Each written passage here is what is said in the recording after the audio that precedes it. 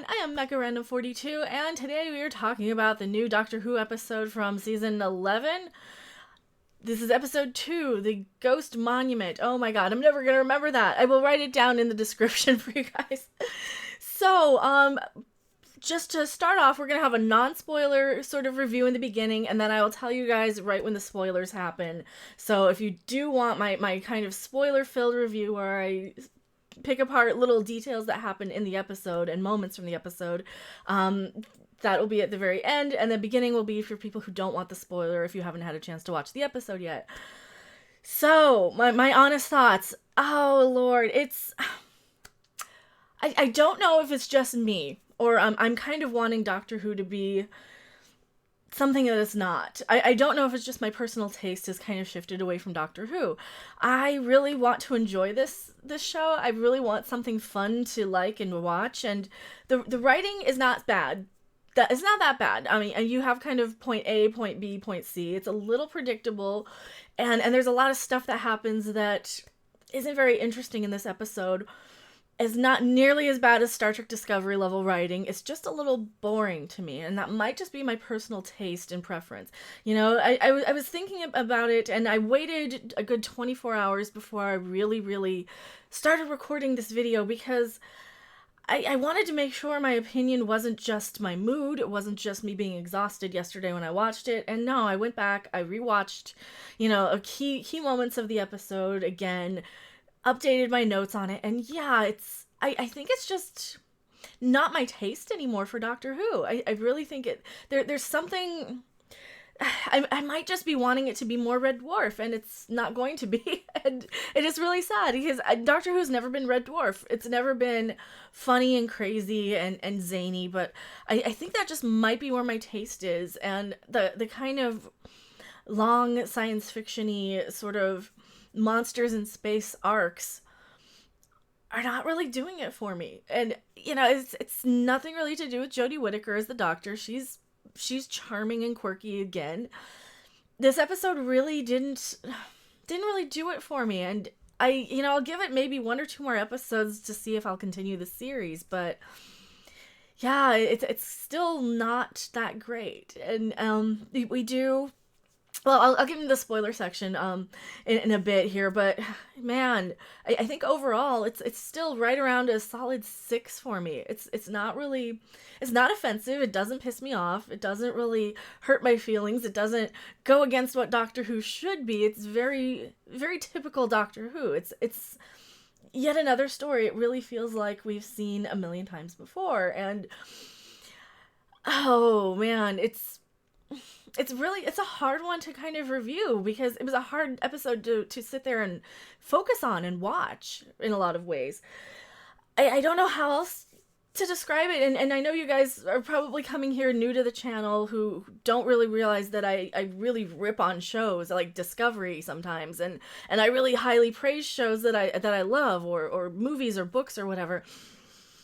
But yeah, it's very mediocre, in my opinion. It was kind of, there was not even a lot of scenery to look at.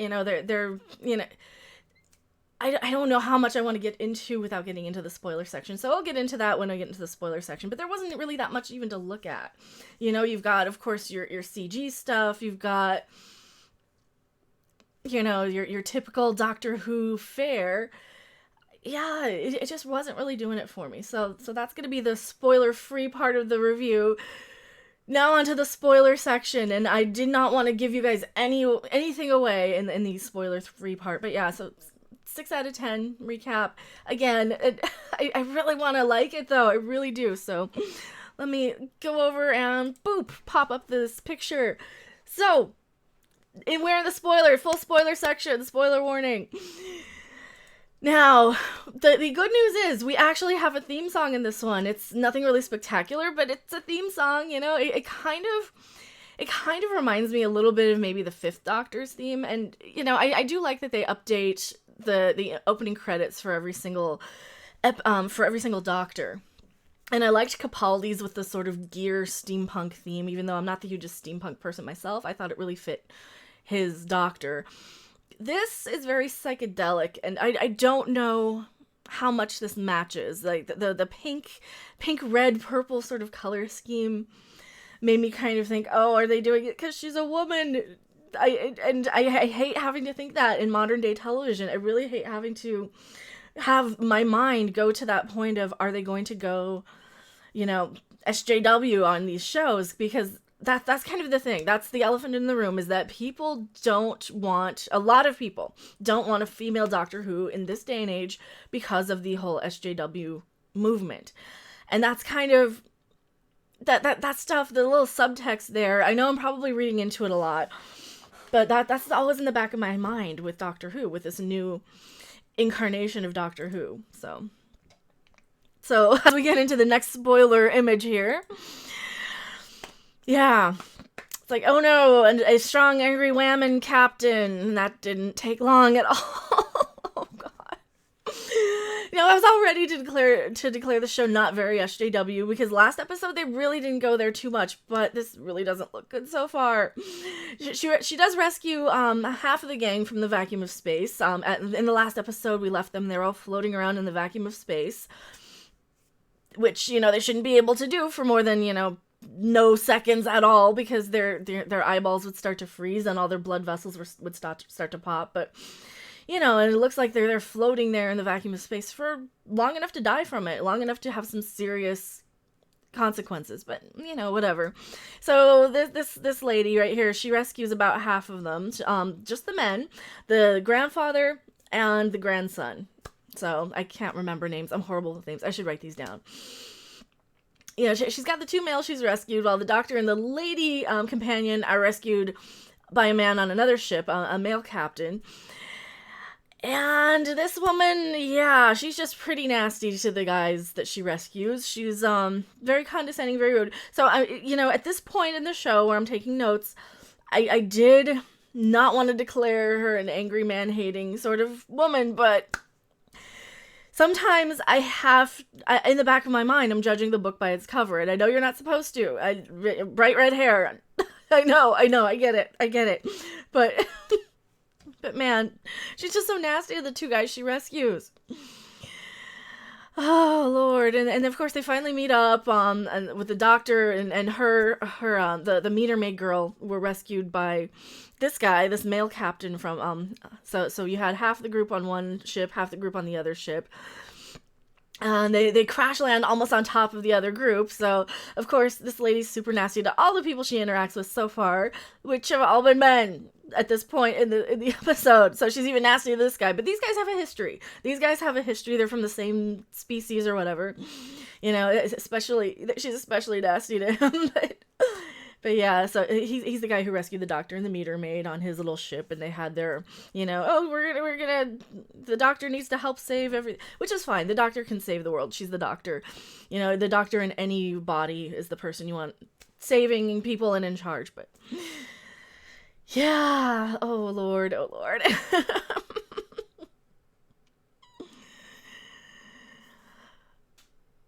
And of course, they end up in the desert, and they're talking to this hologram guy who's in the middle here. And I need a better pointer than my cursor. So this guy's a hologram that the captains are talking to, and I guess he's got this mission for them, or some he's like the controller of their space race. I don't know. This episode was really hard for me to sit through, by the way. But yeah, he shows them a hologram picture of the police box. The TARDIS, finally. So yeah, the point to this is the captains that each rescued half of the group are competing for a prize or something. I guess a lot of their planet was destroyed or wiped out. Yeah, they were really not that interesting to me. I was very distracted by a lot of the other stuff in the episode. So, and again, this might just be my personal taste. This really might be my personal taste. And they end up wandering through the desert, and while wandering through the desert, we find out that the male captain has this magic cigar that ignites with the snap of a finger. He carries on and goes on about it, and it's like the best thing ever. And I think he talks about it a few times. But man, it's a good thing this guy's never been to like a beat poetry jam or something where all the audience clicks their fingers applauding, or like he never has it in his front pocket when somebody puts on a rerun of The Addams Family or something. Dude, I would be scared to carry around a cigar that could, like, ignite at the click of a finger. Seriously, just like that, it'll go up, and, next thing you know, your front pocket's on fire. But hey, whatever. If he likes it, that's his deal. And after wandering through the desert for a long time, they find this sort of robot shooting range, fortressy something or other, and of course we need the companions to have something to do. So yeah, he decides to go all Halo on everybody, and he picks up one of the guns from this dead robot and he just mows them all down. Because he's played a lot of video games, he decides he can do that, I guess. Because guns are just like video game guns. Sure, whatever. and of course, the doctor does know better, which I would expect. This is a good thing. The doctor knows better, and she knows that the guns don't really have any effect on them. But guess what does? The power source. The power source for the robot zombie whatevers they are. They're kind of zombies, but they're robots. So she ignites she kind of has like this EM pulse thing that wipes out all the robots from one of the dead ones' power cells. And that's cool. That's clever, and I like that they're letting the doctor be the smart person, because the doctor has to be. Yeah, the doctor's this 1,000-year-old alien. The doctor has to be the smart one.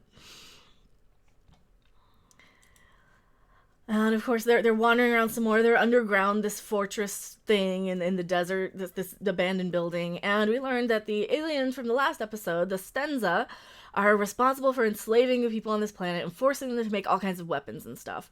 They also killed the wife of Captain Don't Judge a Book by its cover. Remember her? Sorry. You guys had to go there. You guys really had to... There's no point. There's really no point to make her... I mean, it's fine. I don't care one way or another. For people new to the channel, yes, I am bi. I don't like that. I don't like having to have representation in everything, because they're never gonna get it right. Nobody's ever gonna represent me ever at any of these things, So I find representation where I want it, and I don't want to be represented by a nasty, man-hating, snotty woman. Or she's just nasty to everybody, I think. She's not even the men so much. She's just a nasty woman in most of the episode, and she's not as bad as Michael Burnham in Discovery. Nobody is as bad as Michael Burnham on Discovery, but still... Sorry, she really gave me some serious man-hating vibes when I first saw her, and I didn't want to go there, but, sometimes my instincts are correct. Oh, boy. They had to go there. It's the future. It's aliens. I know it shouldn't be an issue, but at the same time, it seems for people who want to get upset with me over this, I'm going to clarify something. It seems that when they do these things, it seems like it's just pandering to a demographic of people that don't care. I am, like I said, I'm a bi woman. I don't like bringing it up because it's not relevant to anything until I need to kind of justify that I don't need pandering to. I don't cease to exist if I don't have 100% representation on things. I don't... my life choices and the way I came to be, the way I grew up, none of that stuff will stop because I'm represented or not in a TV series. I don't want to feel pandered to. I don't want to feel like they're making token representations of a lifestyle based on stereotypes. Which is why I said, what's why I call her Captain Don't Judge a Book by its cover. You take one look at her and she looks like an angry, man-hating lesbian. Which is fine. There's nothing wrong with that. There's nothing wrong with being gay, straight, whatever. I'm not saying there's anything wrong with that, because certainly I am in the community. But when you go out of your way to make a character nasty to the men, look a certain way, and then, you know what, surprise us. Say, yeah, my husband was like that too. Surprise me. Do something. Subvert my expectations. Don't make my instincts correct on these things. And I'm sorry, I really don't like the tokenism of it. It really feels forced, and it bothers me personally. So hopefully I'm not offending a lot of people in the chat with this or in the comment section. I know I'll hear about it, but that's just kind of my personal opinion. We'll never have 100% representation. It really feels like it's pandering, and I don't appreciate it, but yeah. So, of course, our heroes get attacked by CG mummy bandages, I guess, sheets. I guess this is the spaghetti monster from last week that they're talking about here. Yeah, and of course, the doctor does end up igniting the sheets with the here with this cigar. Like, I guess they release some sort of odor or something, like some sort of gas that she knows is flammable. So she throws the cigar up, clicks her fingers, and it just whoosh, it ignites the sheets. I guess this is the spaghetti monster unraveled. But yeah, the CG did not look very impressive to me. I couldn't tell what it was supposed to be. It looked like torn up sheets or snakes or something. And I didn't even associate it with the thing from the other episode from last week, even though they flat out said it was the same thing from last week.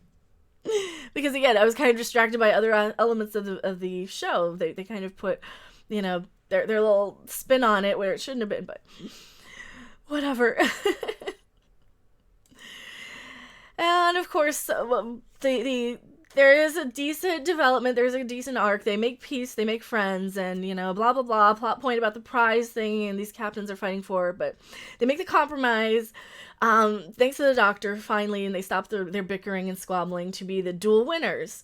So they're going back in front of this tent with the hologram dude from the beginning of the episode, which I totally forgot about because, yeah, this is a hard sit for me. So yeah, they want to be dual winners, and they have to argue about it. And didn't they do this in the Hunger Games? And I don't even like the Hunger Games. I saw it once with Rift Tracks. Didn't that happen in the Hunger Games where they had the dual winner thing? I can't remember, but whatever. Sure. Dual winners. Fine. Fine. And of course, finally, we get to see what the whole episode was really about, getting the doctor back to the TARDIS. Because that's what it felt like to me. It was a long way to go to get back to the TARDIS. And yeah, and I think this might have been another thing that kind of slowed my watch down of this, and it made the episode feel like it drags, because I wanted to see the TARDIS, I want to see the music, the theme song, and that's the thing. There wasn't a whole lot of memorable even music in this episode. And of course, when we get to the TARDIS, it's interesting. I don't know if I like it. It's dark. I think it's a little too dark for my taste. I don't know. It's very dark crystal-esque. You've got these giant crystal sort of spires. I don't know if I like it. I really don't know if I like it. It's very brown and orange and blue, and yeah, I don't know. What do you guys think? Do you like the new TARDIS? I didn't want to put this in the spoiler free part, but man, I don't know. It looks very alien, at least. So because if you remember, like, the old TARDIS from like the old days where it had the giant bubbles on the side, yeah, I don't know. I really don't know what to make of this new TARDIS. I'm not sold on it 100%. I think I just need more color and more excitement and more stuff to look at than this kind of monotone, sort of orangey, browny, muted color scheme. I mean, everything's orange, nothing pops to me. And that might just be my own personal aesthetic and personal taste. I'm liking Jodie Whittaker quite a bit as the Doctor. I think she's cute and quirky. She seems like the Doctor. She doesn't seem like all these new companions are telling her what to do, like Clara used to do when she was on the show, which I really, really hated about Clara. So, yeah, I'm still not sold 100% on this, and it really is kind of... I'm kind of struggling with that because I want to like this more than I do.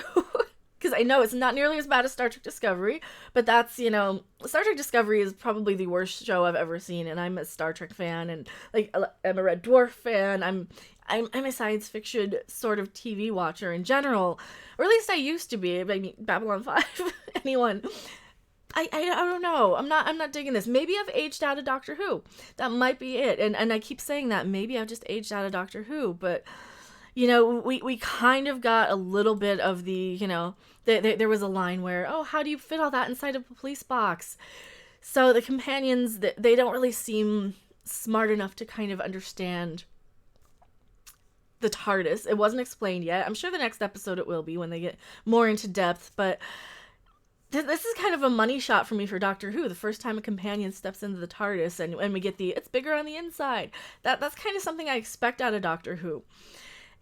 We didn't really get that. I mean, we get Jodie Whittaker's her line saying, yes, oh, you've redecorated, which is cute. I mean, it's nice. We know that the TARDIS is kind of its own being. It's its own thing.